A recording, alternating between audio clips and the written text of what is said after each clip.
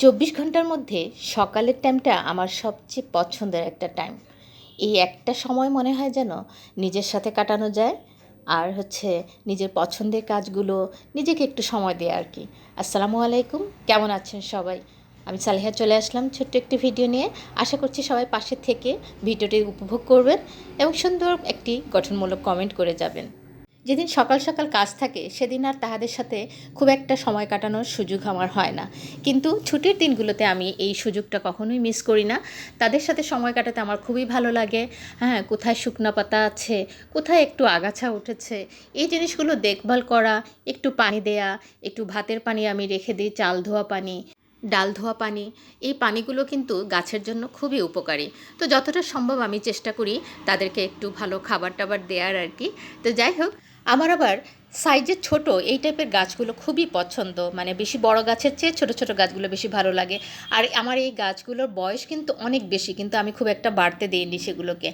তো এটা আমার খুবই পছন্দের একটা গাছ, অনেক দিনে বয়স তার। তো যাই হোক, সব কিছু শেষ করে চলে আসলাম রান্নাঘরে। আজকে খুব মজার একটা তরকারি রান্না করব। আর আর এটাকে তরকারি না বলে চচ্চড়ি বলতে হবে, কারণ চচ্চড়ি হচ্ছে বাঙালি খুব পছন্দের একটা আইটেম। ভর্তা যেমন বাঙালি খুব পছন্দ করে, চচ্চড়ি টাইপের আইটেমগুলো কিন্তু বাঙালি খুব পছন্দ করে। এর সাথে যদি একটু ছোটো মাছ দেওয়া যায় খুবই ভালো লাগে। তো যেহেতু আমার বাচ্চারা ছোটো মাছ পছন্দ করে না, সেজন্য আমি এভাবেই করছি। এটা ছিল লাল শাকের ডাঁটা। লাল শাকের ডাঁটা আমি সাধারণত এভাবেই একটু রান্না করি, আমার খুব পছন্দ। লাল শাকের ডাঁটা, আলু, সরিষা বাটা, হলুদ, পেঁয়াজ, কাঁচামরিচ, একটু সামান্য হলুদ লবণ গুঁড়ো দিলেই কিন্তু হয়ে যাচ্ছে। সব কিছু দিয়ে সরিষা তেল দিয়ে ভালোভাবে হাত দিয়ে মেখে তারপরে হচ্ছে সামান্য একটু পানি দিয়ে বসিয়ে দেব। আর হাতে না মাখালে তো এর স্বাদই আসবে না, সেই জন্যই আমি একটু হাতে ভালোভাবে মাখিয়ে নিচ্ছি। তারপরে একটু হাত ধোয়া পানি দিয়ে কিন্তু হয়ে যাবে।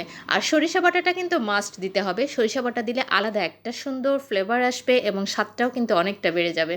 তো আমি এখন একটু নাড়াচাড়া দিয়ে চুলায় বসিয়ে দিচ্ছি। তারপরে সেটাকে কিছুক্ষণ ঢেকে রেখে দিব। তারপরে দেখা যাবে খুব দ্রুত, যেহেতু লাল শাকের ডাঁটা কিন্তু খুব দ্রুতই রান্না হয়ে যায়, এটাতে খুব একটা সময় দেওয়ার প্রয়োজনই পড়ে না। তো দেখুন, আমার চচ্চড়িটা কিন্তু প্রায় হয়ে গিয়েছে। এখন আমি ঝোলটা আরেকটু শুকিয়ে নেব, তারপরে তো ধনিয়া পাতা দিয়ে নামিয়ে ফেলবো। পর্যায়ে আমি একটু সামান্য করে ভাজা জিরে গুঁড়া দিলাম, তারপর একটু ধনিয়া পাতা দিয়ে দিলাম। খুবই সুন্দর লাগে এই আইটেমটা খেতে, আমার খুবই পছন্দের একটা আইটেম। আপনারা যারা এখনও খাননি তারা কিন্তু এইভাবে রান্না করে খেয়ে দেখতে পারেন। সব ধরনের ডাঁটার চেয়ে লাল শাকের ডাঁটার চচ্চড়িটা আমার সবচেয়ে বেশি পছন্দ। তো যাই হোক, খুবই সিম্পল রান্নাবান্না ছিল আজকে।